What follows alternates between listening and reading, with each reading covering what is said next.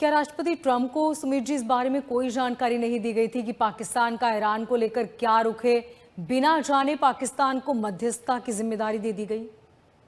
देखिए, अमेरिकन की एक कमी है या एक मेंटल बैरियर है। हाँ। अमेरिका को लगता है वो हर एक को यूज कर सकता है कि हमारे पास ताकत है, हमारे पास मिलिट्री इकोनॉमी, हर कोई बिकाऊ है, हर कोई यूज कर सकता है। अगर आप दुनिया में इस्लामिक आतंकवाद को समझे या इस्लामिक जिहाद को समझे, जिहाद को आप खरीद नहीं सकते। जिहाद को केवल क्रश किया जाता। दुनिया में इसके कीर्तिमान है। खरीद के किसी ने जिहाद को जीता, ऐसा कोई कीर्तिमान आपको पिछले 1400 साल के इतिहास में नहीं मिलेगा। अगर आप क्रश कर सकते हो तो आप आगे बढ़ोगे। मतलब कॉन्सेप्ट में एक बार, मैं नाम नहीं लूंगा, हमारे एक मंत्री जी है भारत सरकार के, मैंने एक बार उनसे पूछा था एक समारोह में।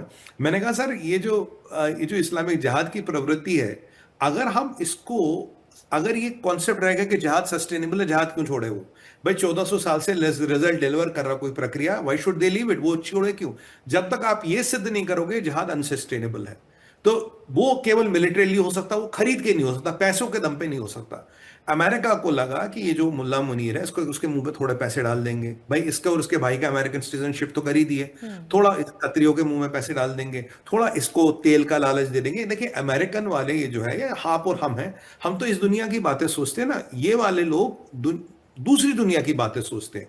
आप और हम मर जाते हैं, काफिर मरते हैं, ये तो भाई दुनिया से जन्नत से, ये तो इस दुनिया जहां से जन्नत में जाते हैं, तो इनका तो सीधा ट्रांजिशन होता है ना, स्कूल से कॉलेज वाला ट्रांजिशन होता है। इसीलिए ट्रंप को लगा कि मैं पैसों के दम पे, ताकत के दम पे, वर्ल्डली थिंग्स जिसे कहते हैं ना, दुनिया के जो एवेन्यूज होते, तेल, पैसा, ऐशो अशरत, शोहरत, वॉटेवर, उसके दम पे मैं इस्लामिक जिहाद को खरीद लूंगा, मैं पाकिस्तान को यूज कर लूंगा। पाकिस्तान देखिए भिखारी तो है, 20-30% अमेरिका की बात मानता, पर जैसे इस्लाम की बात आती है, मैंने आपको हमेशा बोला, मुसलमान और मुसलमान का रिश्ता चाहे तेल का हो, पर जब काफिर सामने आ जाते हैं, ये रिश्ता जियोपॉलिटिकली भी ये दूध और पानी का हो जाता। अब देखिए, पाकिस्तान भी वही लाइन ट्रॉय कर रहा है जो तुर्किया की लाइन है, जो सऊदी की लाइन है, जो ईरान की लाइन है। मुझे बताइए, इन चारों की लाइन में कितना परसेंट डिफरेंस है?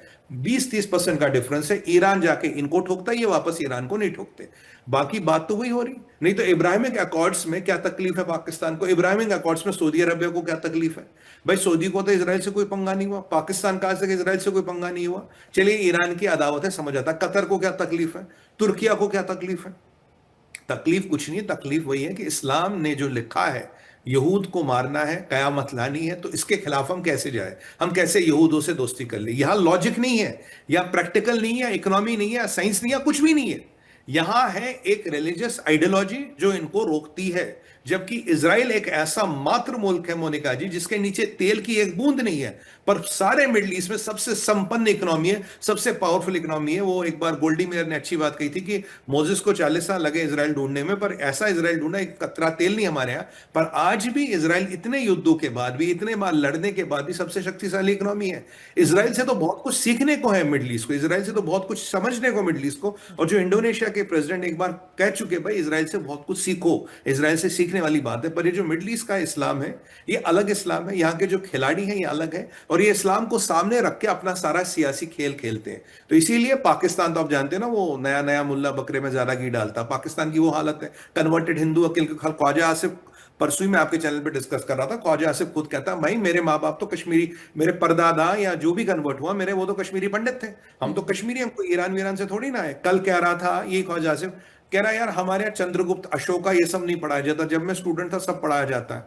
आज हमने पाकिस्तान में इसीलिए ये सब नहीं पढ़ाया क्योंकि हम अमेरिका के गुलाम हैं। हमने अपने नौजवानों को गुलामी पे लगाना, इसलिए हमने दूसरा साइड बताया नहीं इनको। चंद्रगुप्त कौन है, अशोका कौन है, चालुक्यास कौन थे, चोलास कौन थे? कह रहा मैंने पढ़ा है, एज ख्वाजा से मैंने पढ़ा, पर मैं मुसलमान भी हूँ, पाकिस्तानी भी हूँ। हमने तो ये सब हटा ही दिया ना, क्योंकि हम दुनिया, अपने बच्चों को दूसरा साइड दिखाना ही नहीं चाहते, उन्हें गुलाम बनाना है, और इसलिए एक ही साइड दिखाते, भाई ये करो, यहां करो।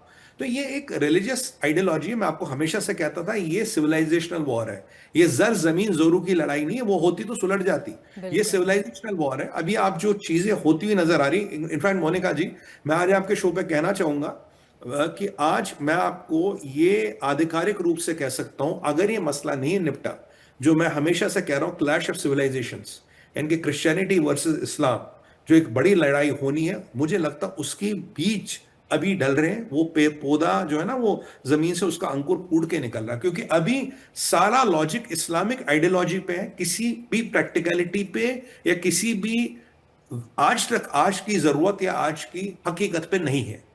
जी।